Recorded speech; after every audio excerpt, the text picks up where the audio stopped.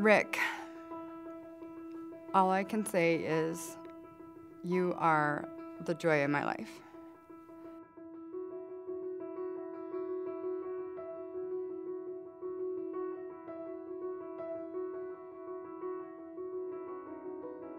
Kind of woke up on Sunday morning, Father's Day. Stacy went down, let the dogs out, used the bathroom, made coffee, comes and climbs back into bed, and you know, things fine. I figured, you know, okay, it's Father's Day, I'm gonna sleep in a little bit. And you know, all of a sudden I hear, you know, kind of a gasp and kind of a pull on the pillow.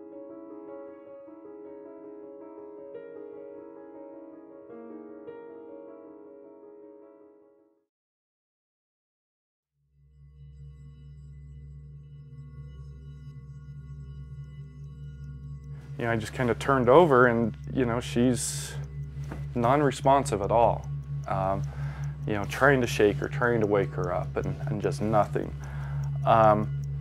So I just kind of grabbed her, picked her up, and set her down right here on the floor. And, you know, I'm down checking, you know, listening for, you know, a heartbeat, if she's breathing, and then I went over and grabbed the phone that's on the nightstand. Engine 62, medic ambulance 62, responding to full arrest, 4127 West. We were responding to a full arrest, and when we arrived, we're really close. We got there really fast. The paramedics were there in under 5 minutes, you know, 4.5 minutes or something like that, which is really quick.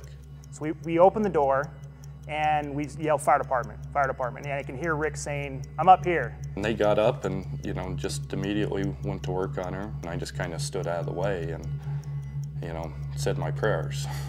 She was dead at that point. She was breathing 3 to 6 times a minute, very shallow breaths. But I think it was more, she's just exhaling air.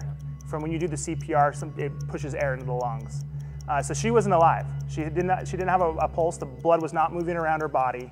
Her heart was just quivering and just shaking, which is not sustainable for life. I got a call from my dad it was probably 8 o'clock.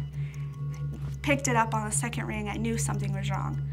I could just hear him crying. He could barely talk. He just said, Stacy's heart stopped. You need to come home. You need to find your brothers. Go get your brothers, meet us at the hospital. Hung up, and that was it. That was all he said. I jumped up and I just started crying. My heart sunk. Like, what? I don't know what I would do without my mom.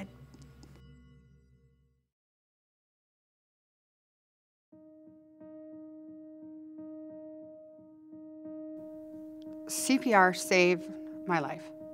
That's a fact. CPR saved my life. My husband knew CPR and saved my life. The reason that Stacy is alive is Rick started CPR. Yeah, the bystander CPR made the big difference. That he recognized there was a problem, and he took action. You know, it's kind of surreal, you know, sitting there looking at her, wondering what's happening to my life. Luckily, you know, I had that training to do what I needed to do.